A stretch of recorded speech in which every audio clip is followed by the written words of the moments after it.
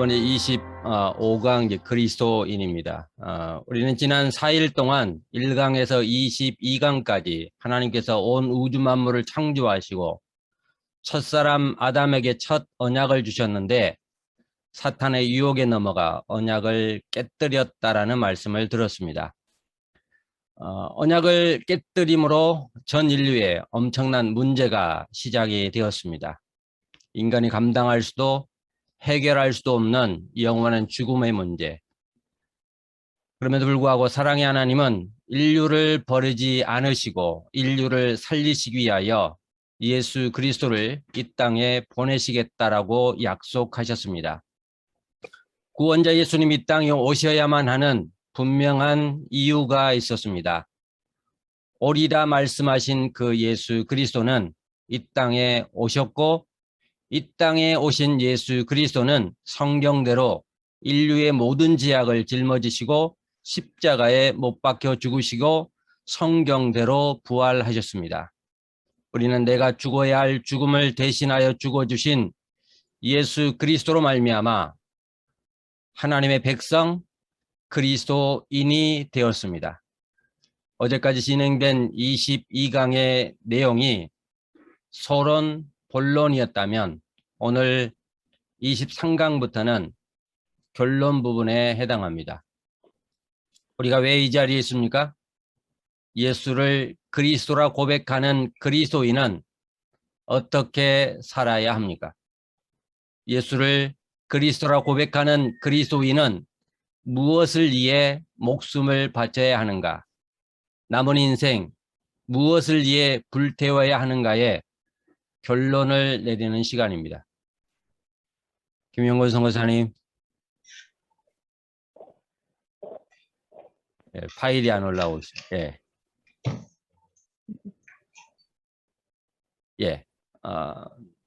먼저 그리스도인의 의미에 대해서 생각을 해보겠습니다. 번째로 성경에 단 3번 언급된 단어 그리스도인, 사도행전 11장 26절. 우리 다 같이 잠도 오시고 그러는데 큰 소리로 함께 합독을 하겠습니다. 시작. 만남의 안디옥에 데리고 와서 둘이 교회에 1년간 모여 있어 큰 무리를 가르쳤고 제자들이 안디옥에서 비로소 그리스도인이라 일컬음을 받게 되었더라. 사도행전 26장 28절입니다. 아그리빠가 바울에게 이르되 내가 적은 말로 나를 권하여 그리스도인이 되게 하려 하는도다. 베드로전서 4장 16절입니다. 만일 그리스도인으로 고난을 받으면 부끄러워하지 말고 도리어 그 이름으로 하나님께 영광을 돌리라. 우리가 읽었던 바와 같이 성경에는 그리스도인이라는 단어가 단 3번밖에 기록되지 않았습니다. 그리스도인으로 인정받는다라는 것은 너무나도 중요한 부분입니다. 그러나 때로는 그리스도인이라는 이름이 존귀함을 받지 못하고 또 비아냥거리는 또 미움의 대상인 것이 그리스도인이라는 또 이름이 되기도 합니다. 또한 때로는 그리스도인이라는 이름 때문에 고난을 받는 경우도 있습니다. 그럼에도 불구하고 진짜 그리스도를 믿는 그리스도를 따르는 그리스도인은 하나님을 끝까지 붙들고 따라가는 사람들입니다. 그렇다면 그리스도인의 뜻은 무엇인가? 첫째는 그리스도이신 예수님에 대한 믿음을 고백하는 자입니다. 예수 그리스도를 믿는다라고 고백하는 자. 또한 두 번째로는 헬라어 언어로는 크리스티아노스, 이 뜻은 그리스도에게 속한이라는 뜻을 가지고 있습니다. 그렇습니다. 우리는 그리스도인, 우리는 그리스도에게 속한 사람들입니다. 또 무엇보다 우리는 누구냐? 그리스도를 닮은 자입니다. 그리스도의 모든 품성, 성품을 닮은 자가 바로 그리스도인입니다. 또한 그리스도인의 뜻은 그리스도의 군사요, 그리스도의 가족이요, 그리스도를 열렬히 지지한다라는 그러한 뜻을 가지고 있습니다. 예, 그렇다면 우리는 다시 그리스도인의 정체성에 대해서 생각을 해 보겠습니다. 그리스도의 정체성, 그리스도인 너는 누구냐라는 것입니다. 너는 누구냐? 그리스도인 너는 누구냐? 로마서 1장 6절을 같이 보겠습니다. 시작. 너희도 그들 중에서 예수 그리스도의 것으로 부르심을 받은 자니라. 예, 그리스도인 예수님의 것이라고 말씀합니다. 고린도전서 3장 23절입니다. 너희는 그리스도의 것이요 그리스도는 하나님의 것이니라. 예, 역시 우리를 가리켜 예수 그리스도를 믿는 자들을 가리켜 그리스도의 것이다 라고 말씀을 합니다. 그리고 그리스도는 하나님의 것이다. 고로 그리스도를 믿는 자는 역시 그리스도의 것이고 또한 하나님의 것입니다. 갈라디아 3장 29절 너희가 그리스도의 것이면 곧 아브라함의 자손이요 약속대로 유업을 이을 자니라. 아멘. 그렇습니다. 우리는 그리스도의 것입니다. 그러므로 영적인 아브라함의 자손입니다. 그러므로 우리는 약속된 유업을 이을 자인 것입니다. 예, 요한복음 17장 16절입니다. 같이 봅니다. 내가 세상에 속하지 아니함 같이 그들도 세상에 속하지 아니하였사옵나이다. 그렇습니다. 그리스도인은 세상에 속하지 아니했습니다. 하나님께 속한 하나님 나라에 속한 자들입니다. 고린도전서 6장 19절에서 20절입니다. 너희 몸은 너희가 하나님께로부터 받은 바 너희 가운데 계신 성령의 전인 줄을 알지 못하느냐. 너희는 너희 자신의 것이 아니라 값으로 산 것이 되었으니 그런즉 너희 몸으로 하나님께 영광을 돌리라. 아멘. 그렇습니다. 우리는 누구냐? 그리스도인은 누구냐? 성령이 거하시는 전이다 라고 말씀합니다. 또한 우리는 누구냐? 너희는 너희 자신의 것이 아니다 라고 말씀합니다. 그렇습니다. 우리는 가끔 착각할 때가 있습니다. 내가 나의 목숨이 나의 건강이 나의 달란트가 내 것인 양 가끔 착각할 때가 있는데 그러나 하나님은 우리에게 뭐라고 말씀하시느냐? 너희는 너희 자신의 것이 아니다 라고 분명하게 말씀합니다. 왜 그렇습니까? 우리는 값으로 산 것이 되었기 때문입니다. 어떤 값입니까? 예수님께서 십자가의 죽으심으로 말미암아 흘리신 그 핏값으로 저와 여러분을 영원한 죽음에서 사주셨다라는 사실입니다. 그러므로 우리는 내 것이 아닌 그리스도의 것입니다. 나를 사주신 핏값을 지불하시고 나를 사주신 그 주님의 것이라는 사실입니다. 예, 다음으로 넘어가겠습니다. 예, 고린도서서 3장 9절 10절입니다. 같이 보겠습니다. 너희가 서로 거짓말을 하지 말라. 옛사람과 그 행위를 벗어버리고 새 사람을 입었으니 이는 자기를 창조하신 이의 형상을 따라 지식에까지 새롭게 하심을 입은 자니라. 아멘. 우리는 누굽니까? 새 사람을 입은 자입니다. 우리는 지식에까지 새롭게 하심을 입은 자입니다. 우리가 예전에는 예수 믿기 전 우리의 가치관은 너무나도 달랐습니다. 너무나도 삐뚤어졌습니다. 또 우리의 인생의 우선순위가 분명히 달랐습니다. 내 중심이었습니다. 그러나 진정 예수 그리스도를 믿는 자라면 우리는 우리의 우선순위는 이미 지식에까지도 모두 다 새롭게 바뀌었다라는 사실입니다. 새 사람을 입은 사람은 절대 거짓말을 할 수가 없습니다. 내 안에 거하시는 성령께서 용납하시지 않기 때문에 그렇습니다.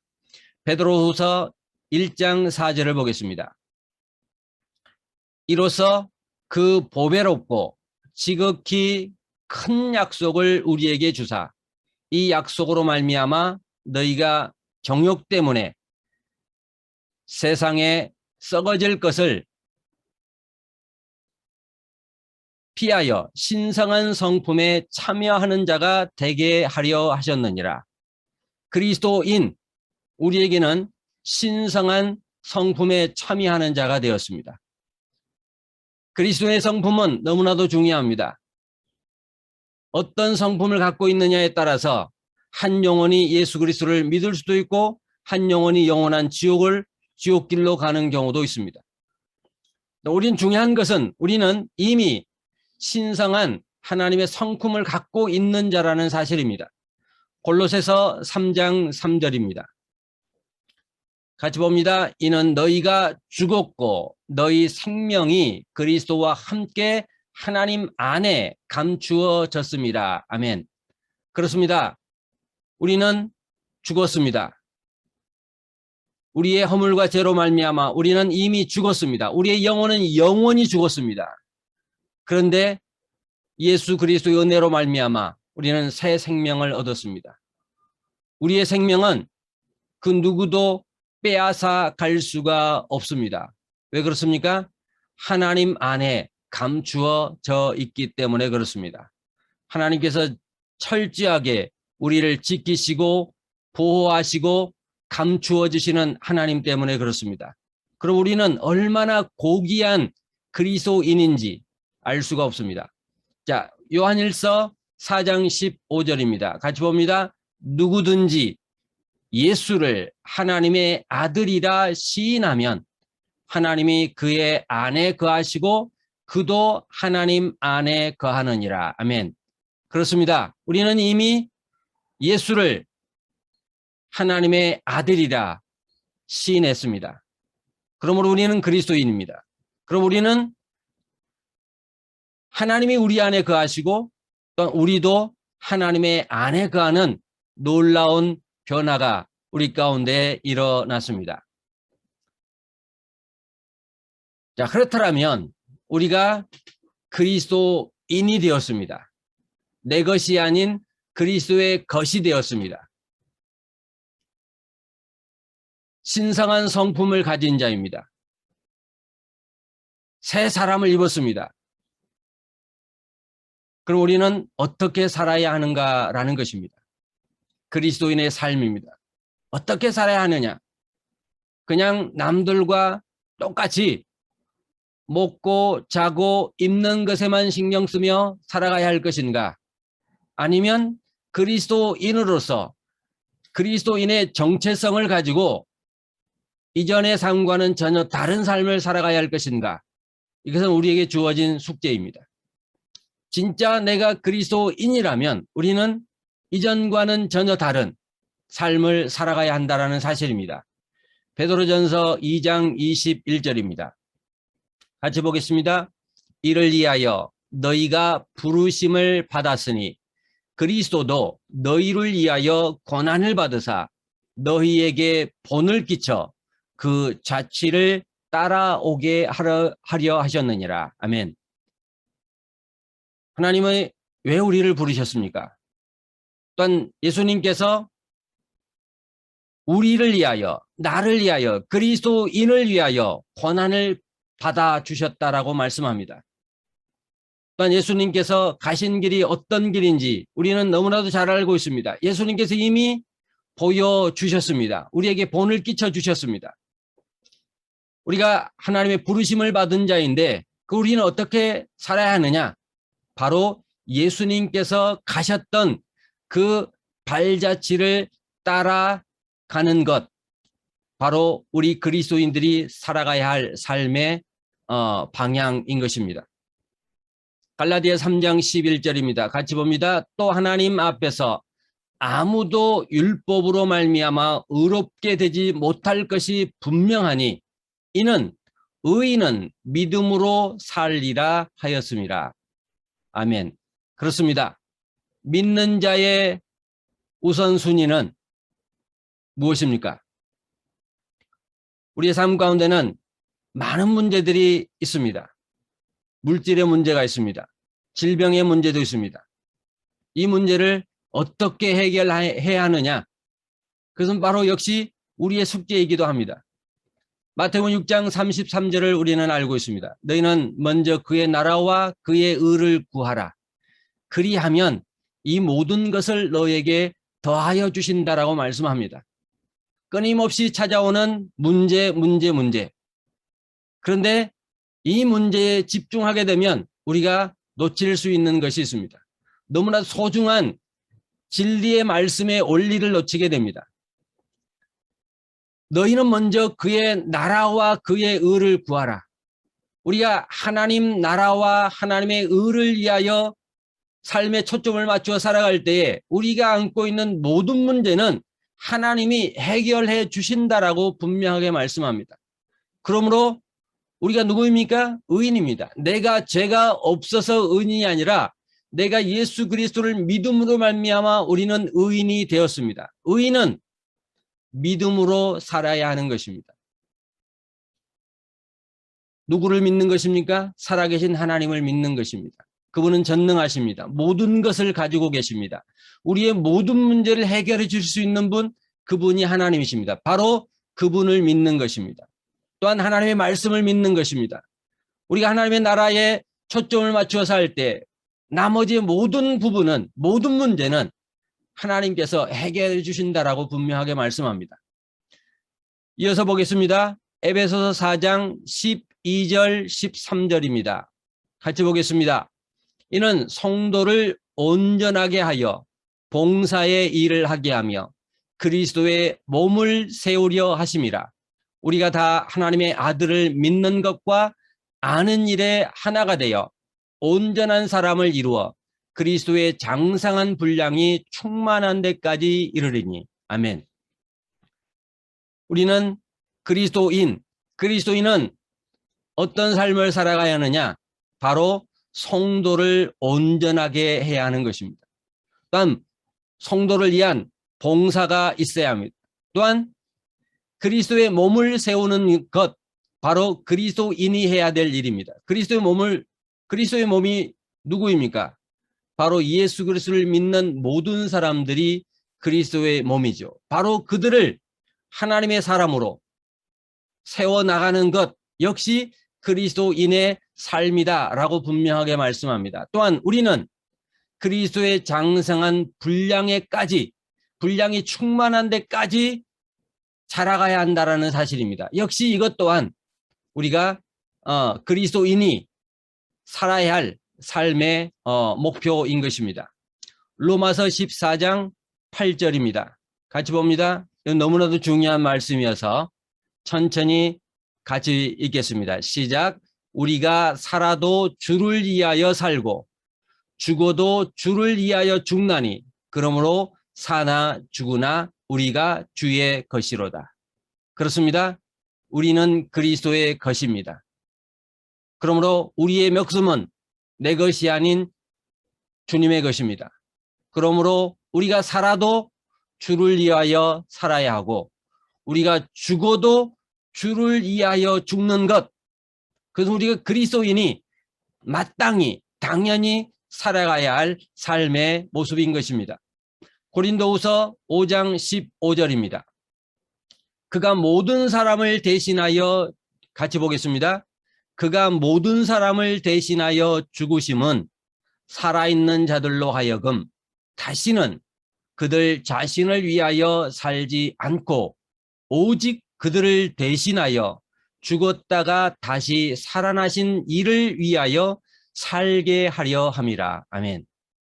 예, 여기에 너무나도 명백하게 그리스도인이 어떻게 살아가야 할 것인가를 명백하게 보여주는 말씀입니다.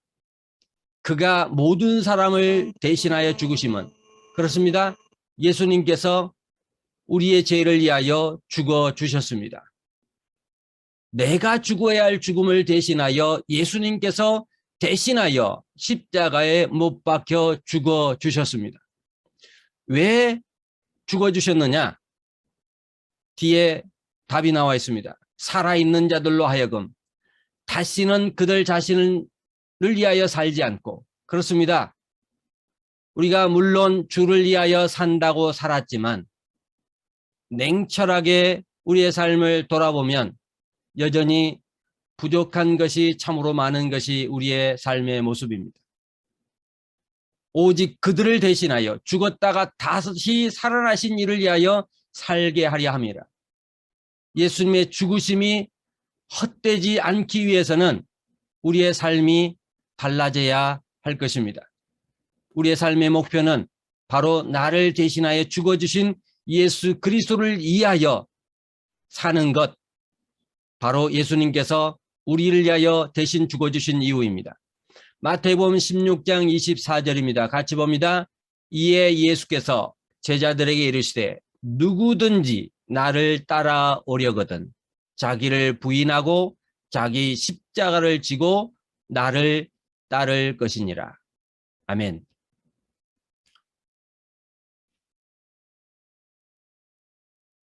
예수님은 우리에게 말씀합니다. 자기를 부인하라고. 나를 따라오려거든 먼저 자기를 부인하라 라고 말씀합니다. 자기를 부인한다라는 말이 무슨 말일까요? 나는 아무것도 아니라고 인정하는 겁니다. 사실 우리가 하나님 앞에 무릎 꿇어 보면 내가 얼마나 무가치한 존재인지를 알 수 있습니다.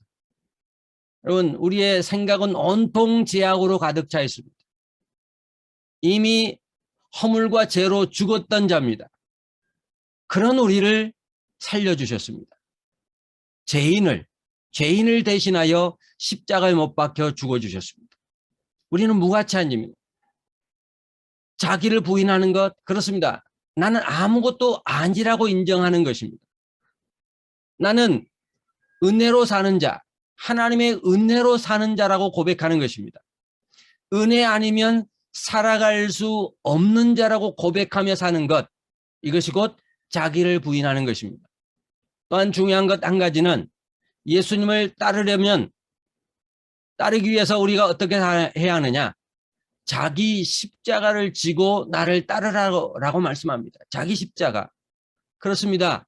우리 모두에게는 누구나 다 십자가가 있습니다. 자기가 짊어지고 가야 할 십자가가 있습니다. 내 자신일 수 있습니다. 때로는 나의 가족일 수 있습니다. 또한 질병의 문제일 수 있습니다. 물질의 문제일 수 있습니다. 이 모든 무거운 짐을 짊어지고 나를 좇으라 라고 말씀을 합니다. 이걸 내버려 두고 좀 무겁다고 좀 귀찮다고 좀 괴롭다고 이걸 내버려 두고 나를 따르라 라고 말씀하시지 않습니다. 어떤 무거운 짐이 있을지라도 그럼에도 불구하고 그것을 지고 나를 좇으라 라고 말씀합니다. 사실 제게는 이제 아내가 30년 넘게 이제 당뇨로 이제 고통을 이제 겪고 있는데 수년 전부터 이제 합병증이 오기를 시작을 했습니다. 실명의 위기가 와서 이제 수술하고 하나님 은혜로 이제 해결이 되었고, 그다음에 이 몸 안에 이제 여러 가지 이제 문제점들이 발견이 되었습니다. 그러면서 아내는 늘상 이제 아픈 것이 일입니다. 그러니까 아프다고 하면 이게 그냥 크게 다가오지 않는 겁니다.